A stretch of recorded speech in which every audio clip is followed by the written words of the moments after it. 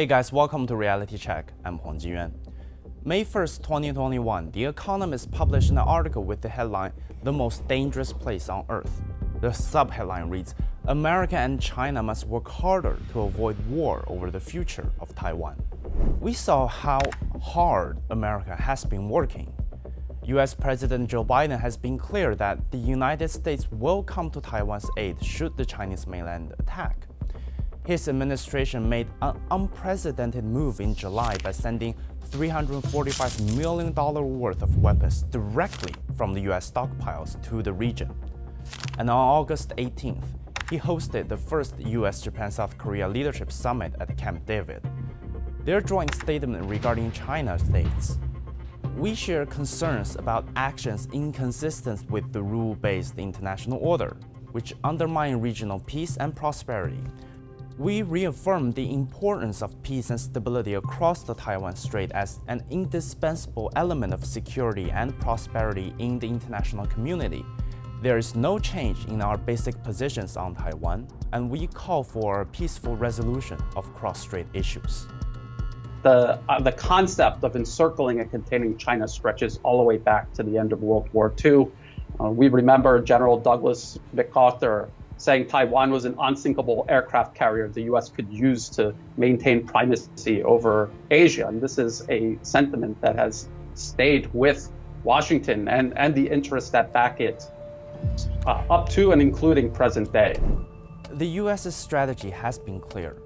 Militarize Taiwan as much as possible, get American allies in the region to bolster Taiwan's defense, fan the Taiwan independence flame, everything short of allowing it to become independent. But there's a caveat. There's a fine line between fanning the flames and not allowing it to declare independence. Case in point, Lai Ching-te's recent stopovers through the United States. Over the past week, he made a stopover in New York and attended the inauguration of Paraguay's new president. He had another stopover this time in San Francisco before returning to Taiwan. No interaction with high-level US officials. None. Remember, when his boss transited in the US earlier this year, she had a very high-profile meeting with House Speaker Kevin McCarthy and a group of lawmakers at the Ronald Reagan Presidential Library. So why the cold shoulder? Before his visit, Lai told his supporters that if a Taiwan leader can enter the White House, they'd have achieved their political objective. As the deputy leader of China's Taiwan region and a candidate in the upcoming leadership race, Lai's words raised alarms. According to the Financial Times, the US State Department saw his remarks as something very different from what has been said previously and asked if Lai would be coming out with more surprises.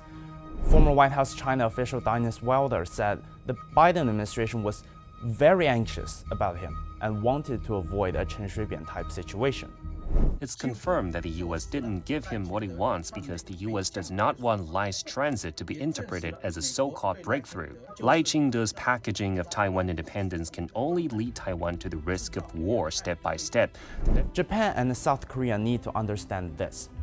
An unsinkable aircraft carrier sounds grand and important, but it's just a tool. It's dispensable. Japan and South Korea strengthened the US's military control over the region, but it also makes them responsible for the mess should the US choose to pull back. Politicians like Lai Ching-te are already making the US wary of its position. Japan and South Korea should be looking out for themselves.